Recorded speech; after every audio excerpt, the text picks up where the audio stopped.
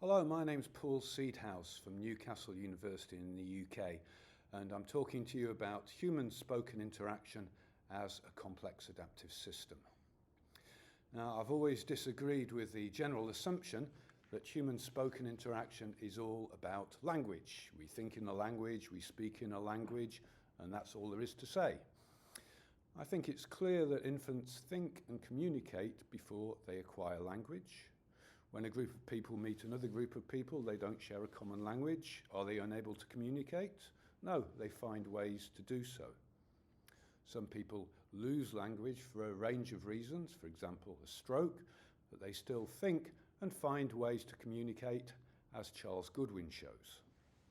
So I've always thought that there must be another system operating in tandem with languages, and I've been working on it for 2 decades now to try and work it out, and we've come up with an answer. This talk explains what that system is, using Levinson's concept of the interaction engine, and I explain how it works as a complex adaptive system, meaning that it works in the same way as other life-related systems on this planet. So the question then, how is human talk organized? That's what we're looking at today. And we argue that there are 2 separate complex adaptive systems in use. First of all, language, which you all know. That's variable. There are about 7,000 of them in use at the moment. And the second system is the interaction engine, which is universal with some cultural variation. And the combination of these 2 systems really creates enormous generative power for talk. And what I'm telling you about today is the first study of the interaction engine as a complex adaptive system. So the structure of the presentation today, it's a whirlwind talk as the book covers a lot of ground. We're looking at what complex adaptive systems are and their characteristics. We're asking, what is the interaction engine? How does it work? Which methodology and data do we use to study it? How are the features of complex systems manifest in talk? What's the evolutionary backstory? And finally, so what? What are the implications of all of this? So, first of all then, what are complex adaptive systems? Well, there's a terminology problem because they're known by other names as well, but they're talking about basically the same thing. Nonlinear systems, emergent, fractal, dynamic, chaotic systems. One that's been used recently is evolving systems, and they are all life-related systems. So basically, all life on Earth started from the same source. We all evolved from the same minute organisms. Therefore, there are fundamental similarities in the way that the life support systems of all life on Earth works, although materials and scale differ enormously. And Geoffrey West's book, Scale, explains how that works. So, complex adaptive systems. Well, almost all life-related systems on Earth are complex adaptive systems, and they have to adapt in order to evolve and survive in an ever-changing world. And we, as human beings, are complex adaptive systems. We have more than 30 trillion cells, and in our spoken talk, we use 2 such systems. Now, in order to understand how talk works, we must first of all understand how complex systems work. First of all, consider what is not a complex adaptive system. Well, for example, the systems that we learnt at school when we were studying physics, the Newtonian laws of gravitation and motion are not complex adaptive systems. They're not life-related in that they apply equally on planets or moons where there is no life, and they're linear systems, which means that a change in input is proportional to a change in output, and therefore that means that they can be calculated and they can predict with great accuracy. So, for example, if you're going to build and fly an aeroplane, you need to understand very precisely what the forces are that are going to act on it, otherwise the plane's going to crash. And these systems, the laws of gravitation and motion, they provide the stable background infrastructure in which constantly changing and evolving life could develop. So the complex adaptive systems depend on having this stable background, the laws of gravitation and motion. So what are the characteristics of complex adaptive systems? Well, they're non-linear, means the input is not proportional to the output, and therefore they're less predictable. As we know, human behavior is not very predictable. And these adaptive systems must adapt to changes in the environment, which is basically dealing with life, something we all have to do. Complex adaptive systems have been widely studied. Things like animal populations and the weather were amongst the first systems studied. And there are 10 characteristics of a complex adaptive system. I'm not going through all of those now, but they're listed in our book. The key one is that complex adaptive systems arise from the interaction of their parts, and they function as a whole, which is more than the sum of their parts. So a couple of examples: human beings and bicycles. So humans have over 30 trillion cells. If they're all separated out, it'll just make a big mess on your lab floor. But if they're grown correctly, then you have a whole system made up of innumerable subsystems. For example, the brain has been studied as a complex adaptive system. Bicycles is the same. You can put the parts on the floor, you can't do much with them, but if they're assembled in the correct way, it produces an efficient means of transport. Now, bicycles are not a life form, but West says that anything designed and constructed by human brains may bear the hallmarks of complex adaptive systems. And the ones he looks at are cities and companies.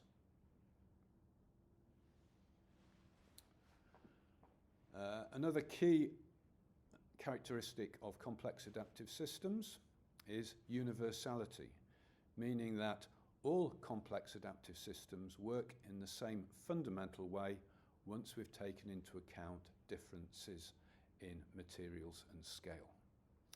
And West speaks of the remarkably similar ways in which cities, companies, tumours and our bodies work.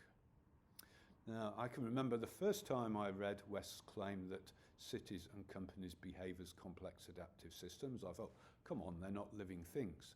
But his argument is that they're created by humans who are complex adaptive systems, and therefore they incorporate the same systemic organisation as humans do. So that's a bit of background on complex adaptive systems. So what we need to do is understand how these characteristics are manifest in human talk, in spoken interaction. And we need a methodology to deliver this. So we use a combination. We use conversation analysis, which looks at the micro detail of interaction. That was developed in the 1960s in the USA. And we also use complex dynamic systems theory, which is complexity science, as we mentioned there. There are a number of terms, that's the one that we're using. And therefore we use a combination of those two methodologies. So we're looking at the micro detail, but also relating it to the macro, looking at where we can see the characteristics of complex systems coming out in the talk. And we're going to give you an example of how to analyse on both the micro and macro levels simultaneously. That's on slide 20.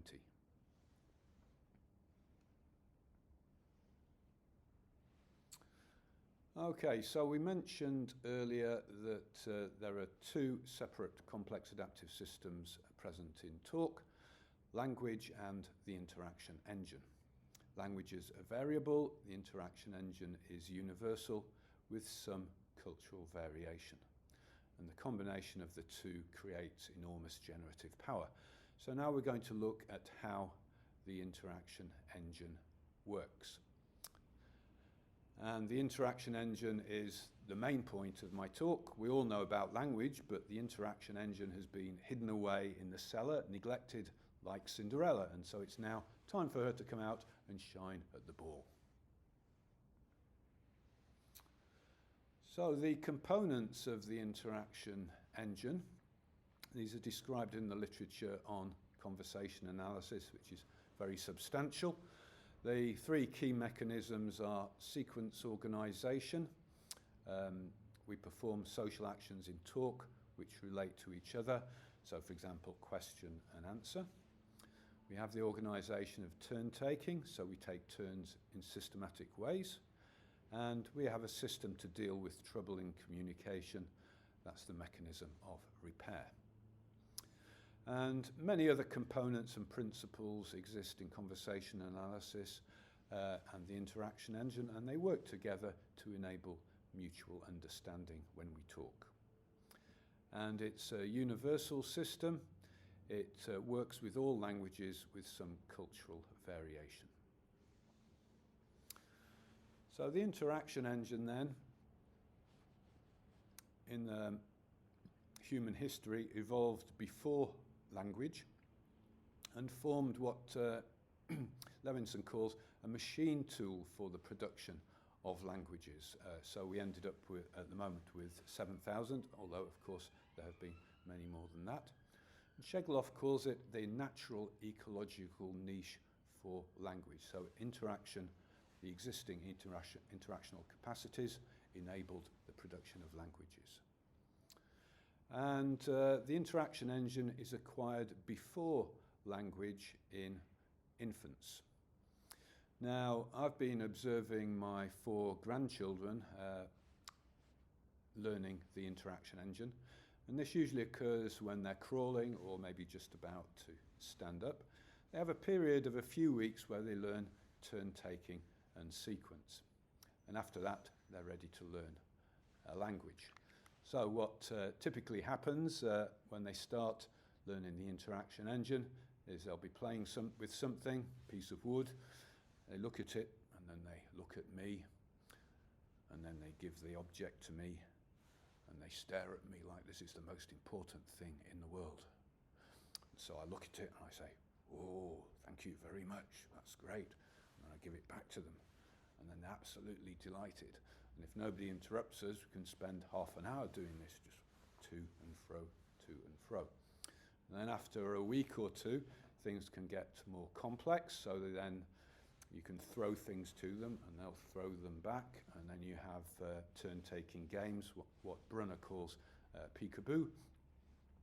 And after they've learned that, they're ready to learn a language, and then quite often my grandchildren get rather bored with these turn-taking games after they've moved on to language. So I'm going to show you now a video of 2 babbling babies who've learned to use the interaction engine really well, but haven't yet acquired language, but that'll come soon. Now, you may just hear the audio on your screen, so you can use the link above to get to see the video.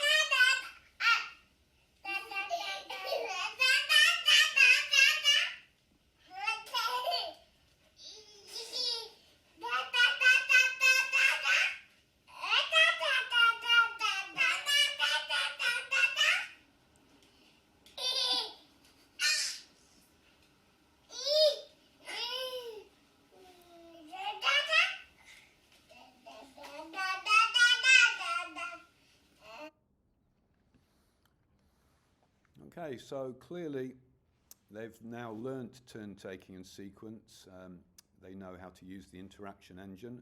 They've understood the basics of how to have a conversation, so they're now ready to learn language, which I guess will just come in a few weeks. So, what's the evidence for the existence of the interaction engine? Well, it's well known that we can all change language mid-turn and retain meaning. We can change into as many languages as we want in our turn and retain meaning. That's because we're using the interaction engine as well. This phenomenon is known as code switching. And we also know that mime and gesture can successfully replace language when there is no common language, and travellers have been doing this for thousands, probably tens of thousands of years. Also, we know that when language is lost, interaction can still continue. So there's Charles Goodwin's fantastic study of a man who's had a stroke and can only produce 3 words, yes, no, and nonetheless he's still able to communicate because he's using all of the resources of the interaction engine, even though his language is restricted to just 3 words. We also know that infants communicate multimodally before language. They're good at getting their desires across. And Levinson goes into more detail about the evidence for the interaction engine. Now, Levinson says that the interaction engine is nearly uniform across the species with some cultural variations, and there have been 3 published studies relating to a large-scale EU project which he did, which are listed there. Studies of a minimum of 10 unrelated languages in each case. That is, they're from different language families. It shows that there's a single shared infrastructure of turn-taking, sequence and repair, each of those studies looking at a different mechanism.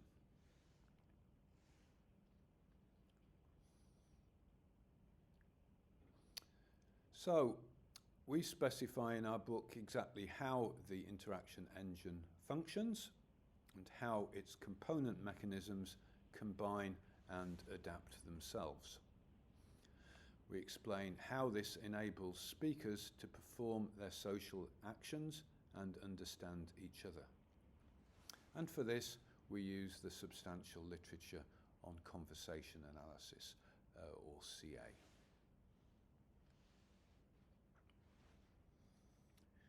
Now, we use conversation analysis. This was developed as a mirroring methodology to track the turn-by-turn development of talk and the complex interactions of the components of talk.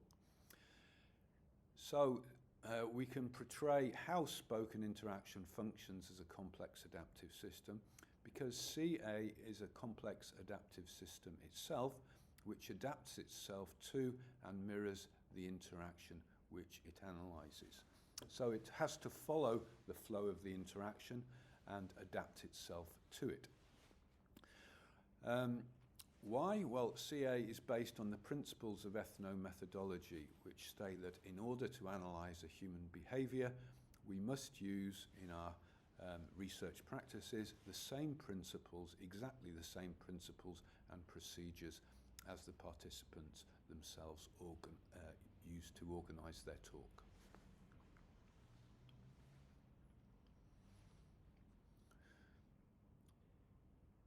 So, how does the interaction engine operate as a complex system? So we're going to look at an interactional extract here.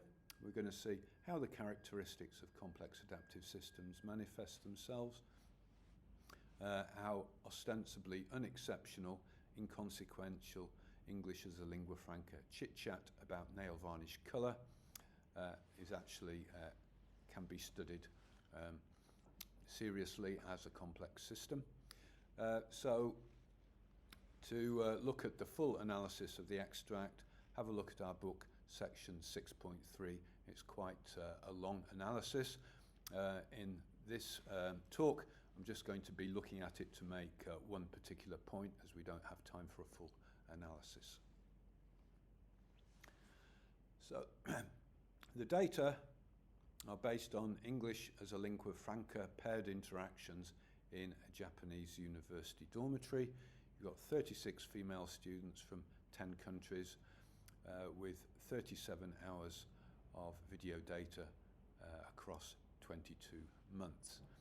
English as a lingua franca means that the two speakers have different first languages, so they can't communicate except in English. So this is a very brief section of an analysis to make a particular point. So just read through the transcript there. So they're talking about some nail varnish, which Amy bought on a trip to Korea. They're talking about the colour of the nail varnish.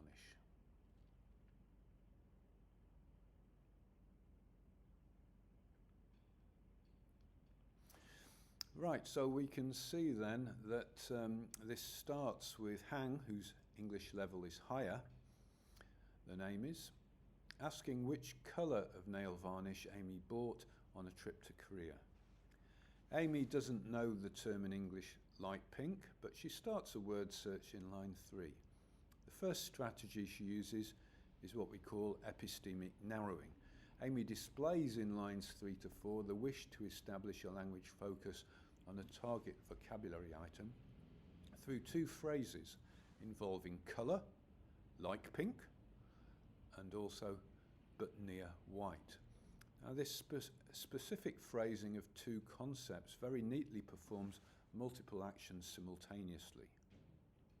It foregrounds the two concepts to enable Hang to provide the target item, which is light pink. And she does that in line 7. It also sets up the language learning focus as being on a target vocabulary item, and hence starts off the speech exchange system of the word search, which is what we're using for our data in our book. We're looking at word searches. It also narrows the epistemic gap for Hang. Hang then shows understanding through in line 5, then provides other repair of this trouble by displaying her understanding of the target item, the colour, as being light pink, line 7, with clear enunciation and stress on each word. Amy displays uptake of this other repair through repeating the word twice, the first time confirmed by Hang, and the second time softly but in a choral co-repetition with Hang. Choral co-repetition or co-production demonstrates agreement, and in this case, lines 12 to 13 also confirms that the language learning trouble has been successfully concluded, which means that Amy can return to the original social talk focus in line 14.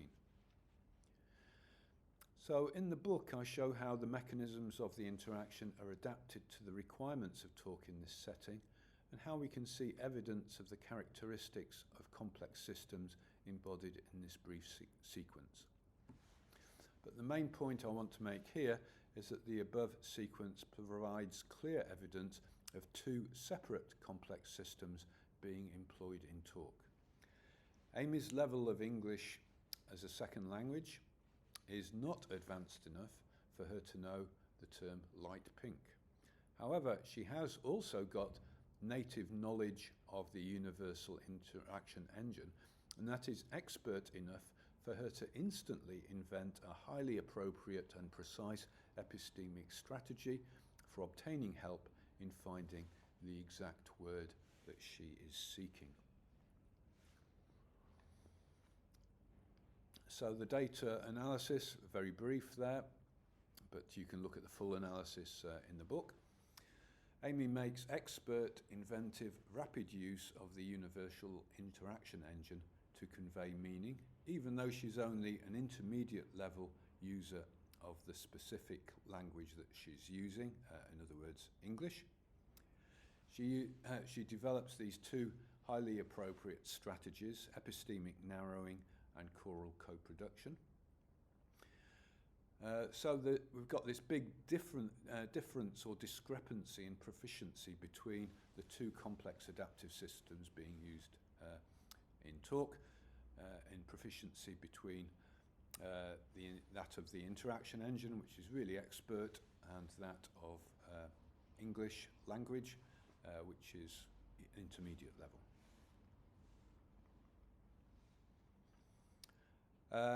So we're not going to go through the 10 principles of complex adaptive systems at the moment, as we don't have time for that, but you can read about that in the book.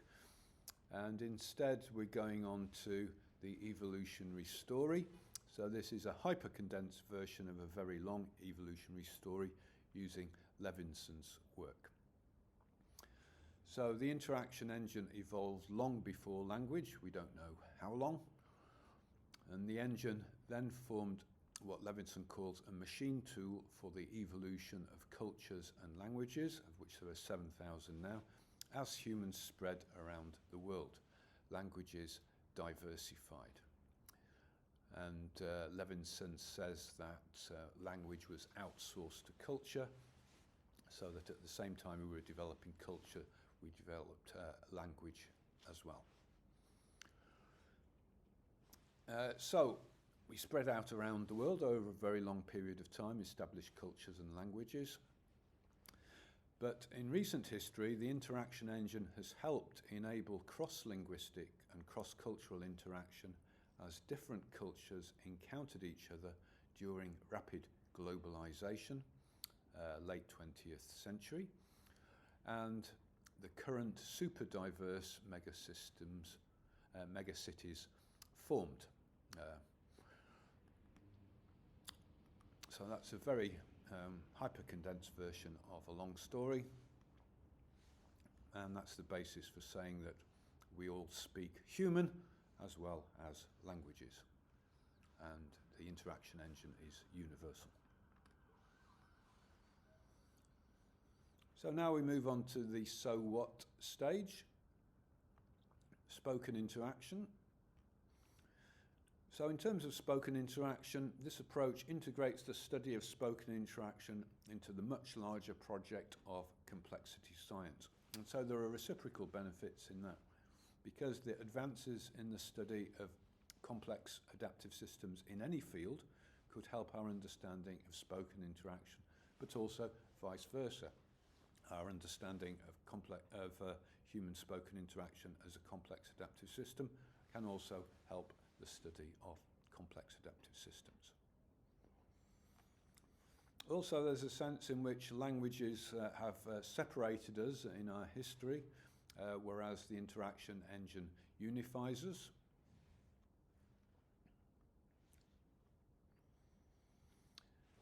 Now, we also have a unique opportunity with the study of spoken interaction as a complex adaptive system, because our approach, that is conversation analysis and complexity science, it offers the unique opportunity to access the perspective from inside a complex adaptive system as it is evolving. Why is that?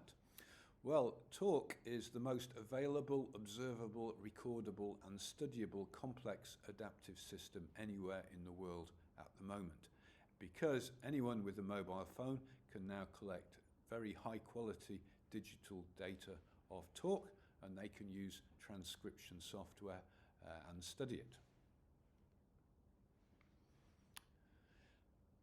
So, in terms of the analysis of spoken interaction, the approach that we're using, CACDST, that portrays the scales, macro and micro, on which any instance of spoken interaction can be viewed. It also portrays its simultaneous heterogeneity, or its particular nature, as well as its homogeneity, or its general nature, to what extent it's similar to other examples of talk. And it shows how interaction works in the same ways as other complex adaptive systems. So, the interaction engine is the fundamental system which human brains, which are the most complex object yet discovered, which they use to communicate with each other in combination with languages. And the interaction engine enables us to engage with the other complex adaptive systems in the world. In the past, it's been Cinderella compared with languages. Everybody was studying languages, 7,000 of them, whereas the interaction engine has been neglected in spite of the best work of Levinson and his colleagues. And so we're now uncovering the interaction engine, seeing how it works as a complex adaptive system. And the next stage of the research is to understand how language and the interaction engine work together. So the interaction engine is an object of intricate beauty, which has sadly become so implicit and deeply recessed in our psyches and our social procedures that we can scarcely perceive it any longer. And its crystalline structure enables endless mirroring between ourselves, our conversational partners, and our world. Those are some of the key references. And this is our book.